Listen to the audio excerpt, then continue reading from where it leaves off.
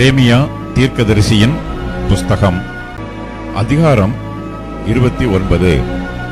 யெகொனியா என்னும் ராஜாவும் ராஜஸ்திரியும் பிரதானிகளும் யூதாவிலும் எருசலேமிலும் உள்ள பிரபுக்களும் தச்சரும் கொல்லரும் எருசலேமை விட்டு புறப்பட்டு போன பிற்பாடு எரேமியா தீர்க்கதரிசி சிறைப்பட்டு போன மூப்பர்களில் மீதியானவர்களுக்கும் ஆசாரியர்களுக்கும் தீர்க்கதரிசிகளுக்கும் நேபுகாத் நேச்சார் சிறைப்படுத்தி எருசலேமிலிருந்து பாபிலோனுக்கு கொண்டு போன சகல ஜனங்களுக்கும் எழுதி, யூதாவின் ராஜாவாகிய சிதேக்கியா பாபிலோன் ராஜாவாகிய நேபுகாத் நேச்சாரிடத்தில் கொடுக்கும்படி சாப்பானின் குமாரனாகிய எலெயாசாரின் கையிலும் இல்கியாவின் குமாரனாகிய கெமரியாவின் கையிலும் கொடுத்து எருசலேமிலிருந்து பாபிலோனுக்கு அனுப்பின நிருபத்தின் விவரம்.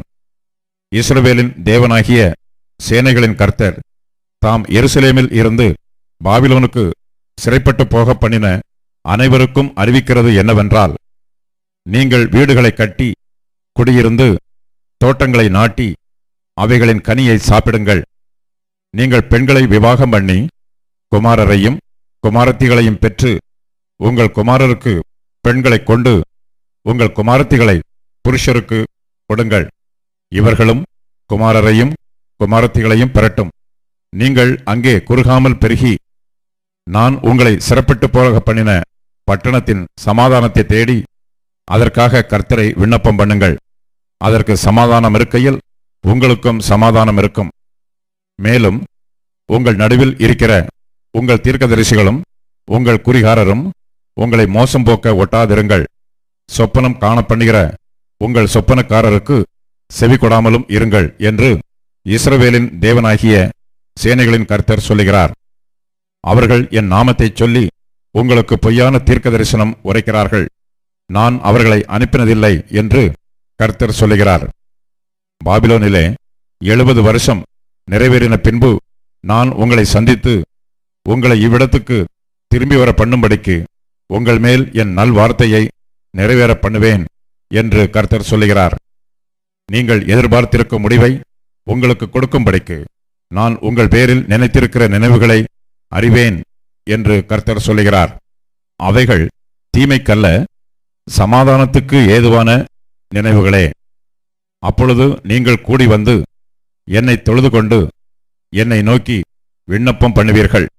நான் உங்களுக்கு செவி கொடுப்பேன். உங்கள் முழு இருதயத்தோடும் என்னை தேடுவீர்களானால் என்னை தேடுகையில் கண்டுபிடிப்பீர்கள். நான் உங்களுக்கு காணப்படுவேன் என்று கர்த்தர் சொல்லுகிறார்.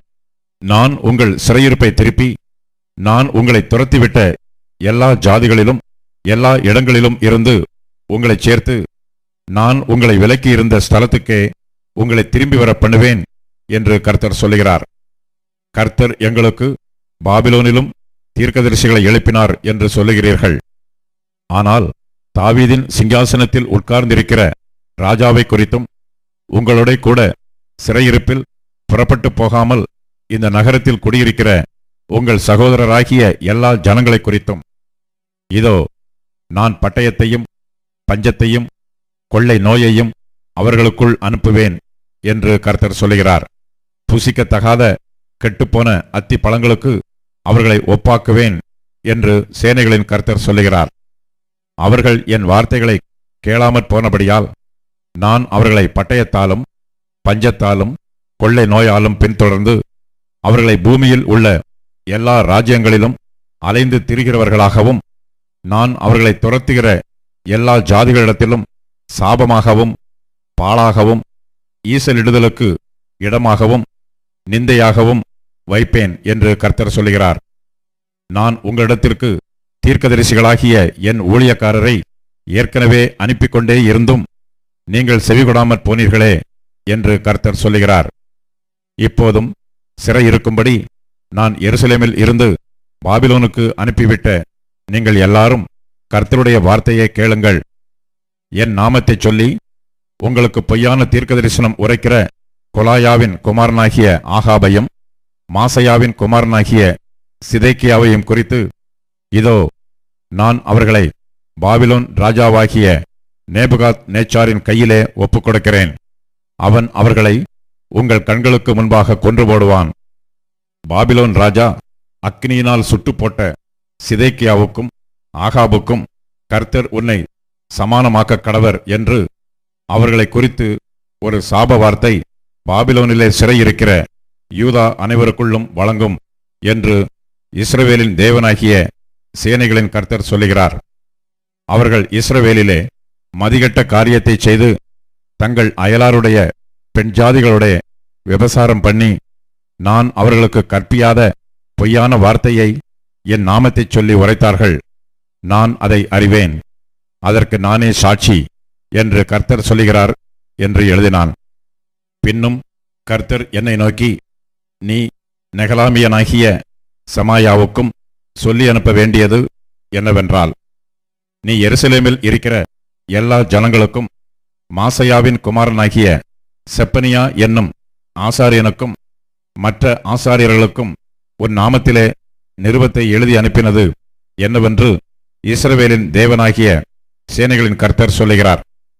இவனுக்கு அவன் எழுதியிருந்த நிருபமாவது, நீங்கள் கர்த்தருடைய ஆலயத்தின் விசாரிப்புக்காரராய் இருக்கும்படிக்கும் பெருமை கொண்டு தன்னை தீர்க்கதரிசியாக்கிக் கொள்ளுகிறவனாகிய எந்த மனுஷனையும் நீர் காவல் அறையிலும் தொழுவிலும் போடும்படிக்கும் கர்த்தர் உம்மை ஆசாரியனாயிருந்த யோய்தாவின் ஸ்தானத்திலே ஆசாரியனாக வைத்தாரே.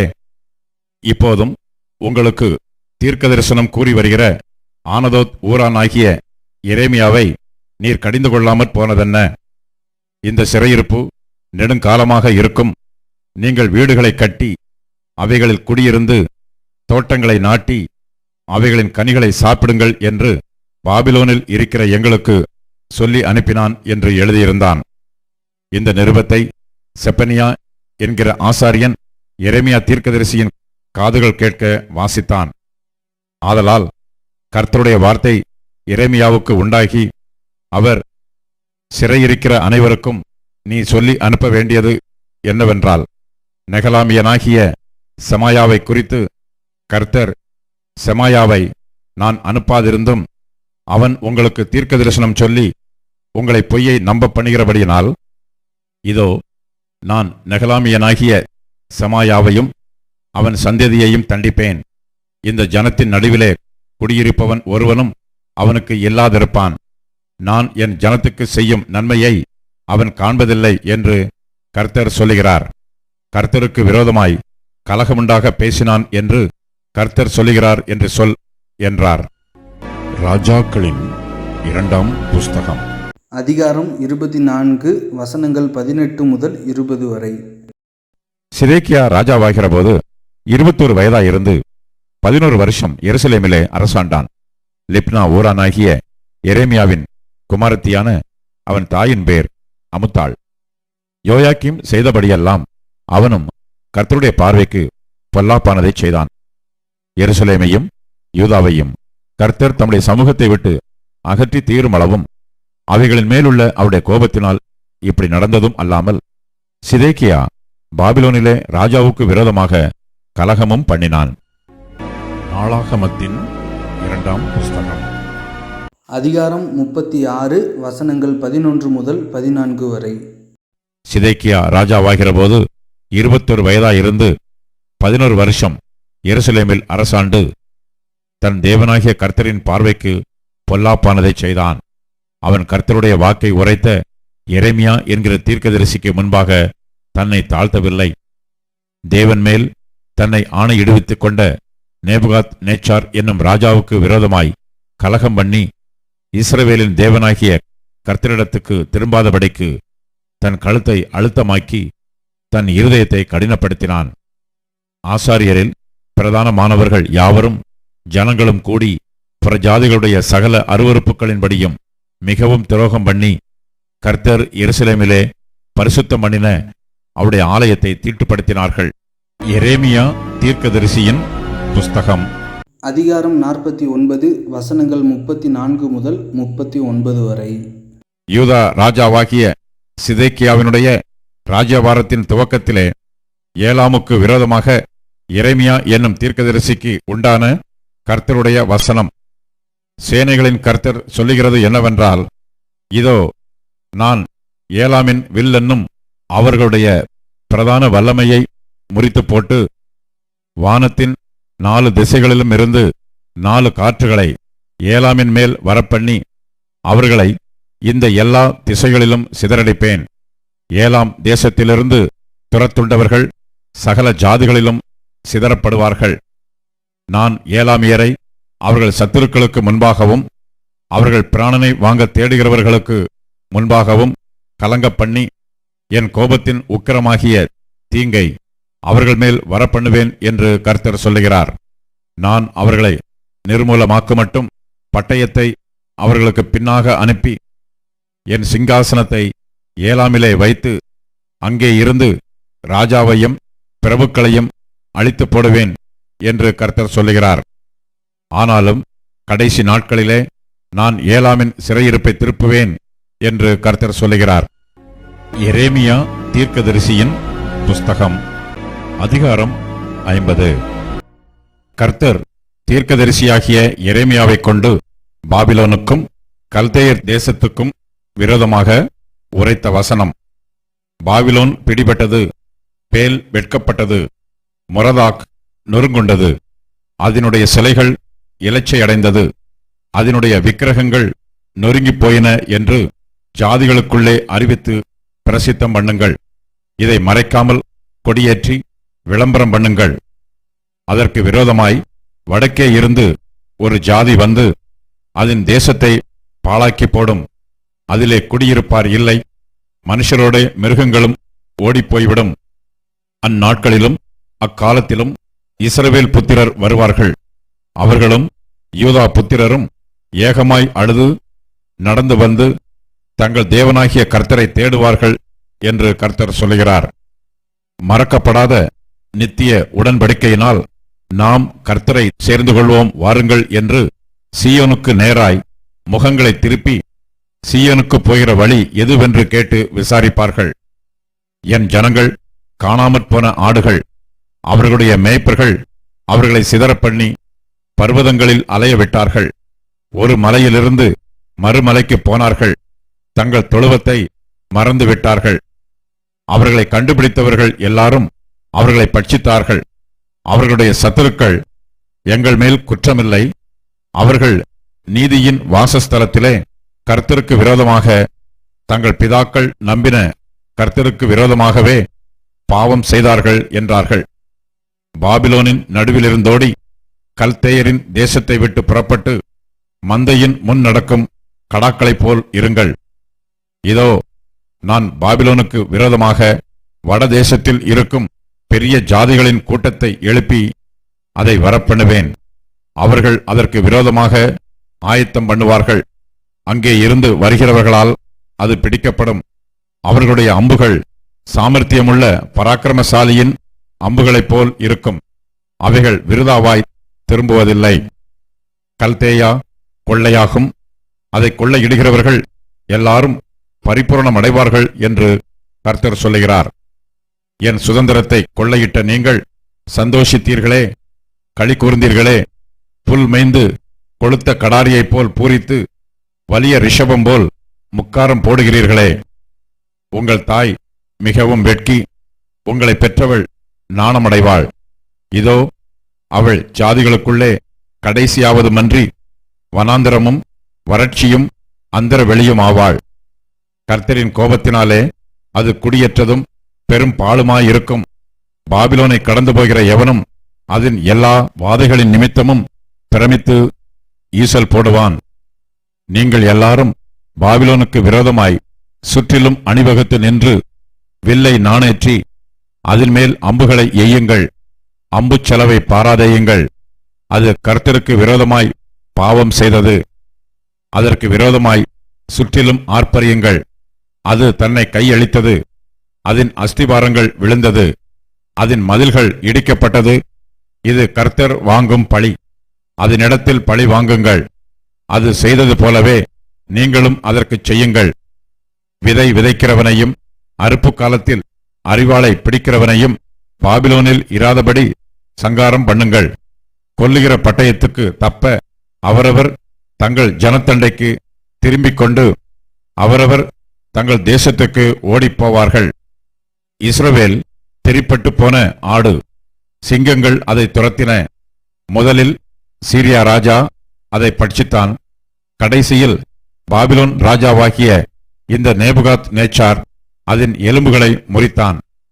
ஆகையால் இஸ்ரவேலின் தேவனாகிய சேனைகளின் கர்த்தர் சொல்லுகிறது என்னவென்றால், இதோ, நான் அசீரியா ராஜாவை தண்டித்தது போல் பாபிலோன் ராஜாவையும் அவன் தேசத்தையும் தண்டித்து இஸ்ரவேலை அதன் வாசஸ்தலத்துக்கு திரும்பி வர பண்ணுவேன்.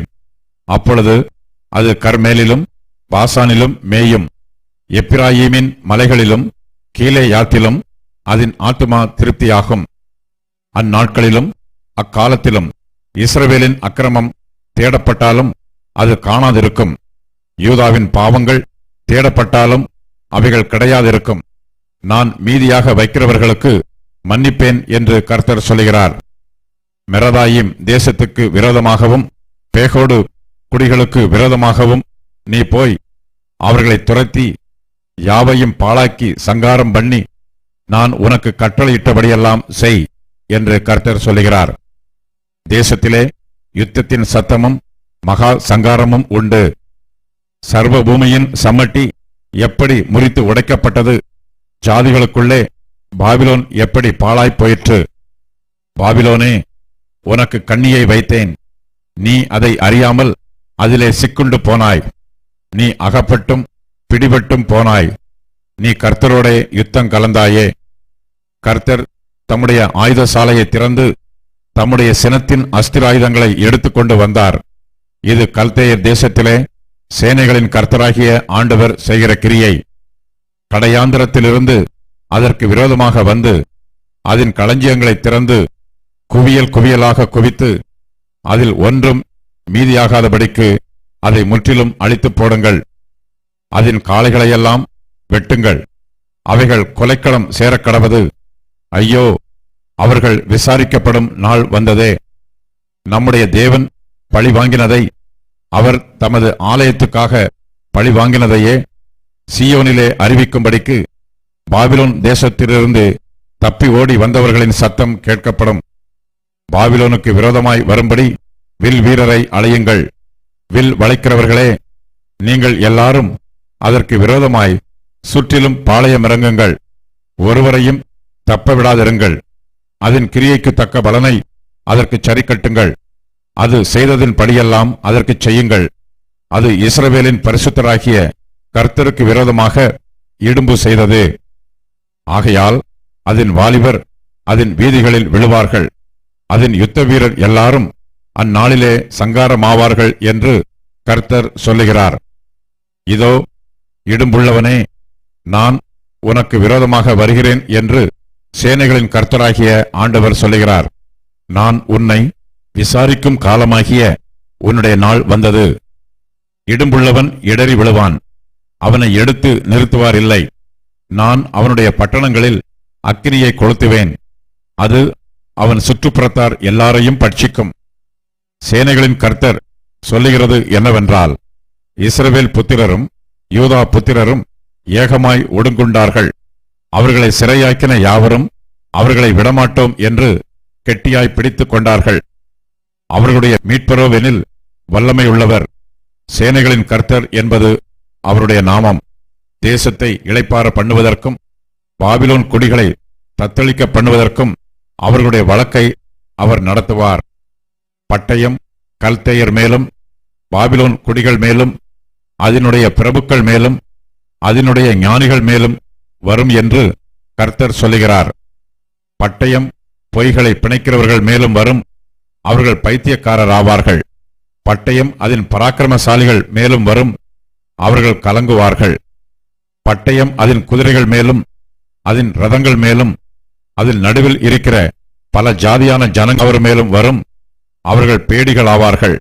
பட்டயம் அதன் பொக்கிஷங்களின் மேலும் வரும், அவைகள் கொள்ளையாகும். வறட்சி அதன் தண்ணீர்கள் மேலும் வரும், அவைகள் வறண்டு போம். அது விக்கிரக தேசம். அருக்களிப்பான சிலைகளின் மேல் மனமயங்கி இருக்கிறார்கள். ஆகையால் காட்டு மிருகங்களும் ஓரிகளும் அதிலே குடியிருக்கும், கோட்டான்கள் அதிலே தங்கும். இனி என்றென்றைக்கும் அது குடியேற்றப்படுவதில்லை. தலைமுறை தலைமுறையாக ஒருவரும் அதில் சஞ்சரிப்பதுமில்லை. தேவன் சோதோமையும் கொமோராவையும் அதன் சுற்றுப்புறங்களையும் கவிழ்த்து போட்டது போல இதையும் கவிழ்த்து போடுவேன் என்று கர்த்தர் சொல்லுகிறார். ஒருவரும் அதில் குடியிருப்பதில்லை, ஒரு மனுபுத்திரனும் அதில் தங்குவதுமில்லை. இதோ, வடக்கே இருந்து ஒரு ஜனமும் பெரிய ஜாதியும் வரும். பூமியின் எல்லைகளிலிருந்து பலத்த ராஜாக்கள் எழும்புவார்கள். அவர்கள் வில்லும் வேலும் பிடித்து வருவார்கள். அவர்கள் இரக்கமில்லாத கொடியர். அவர்கள் இரைச்சல் சமுத்திர இரைச்சல் போல் இருக்கும். பாபிலோன் குமாரத்தியே, அவர்கள் உனக்கு விரோதமாக யுத்தத்துக்கு ஆயத்தப்பட்ட ஆட்களாய் குதிரைகளின் மேல் ஏறி வருவார்கள். அவர்கள் வருகிற செய்தியை பாபிலோன் ராஜா கேட்கையில் அவன் கைகள் தளரும். இடுக்கமும் பிரசவ வேதனைப்படுகிறவளுக்கு உண்டாகும் வேதனையைப் போன்ற வேதனையும் அவனை பிடிக்கும். இதோ, புரண்டு ஓடுகிற யோர்தானிலிருந்து சிங்கத்தைப் போல் பலவானுடைய தாவரத்துக்கு விரோதமாக வருகிறான்.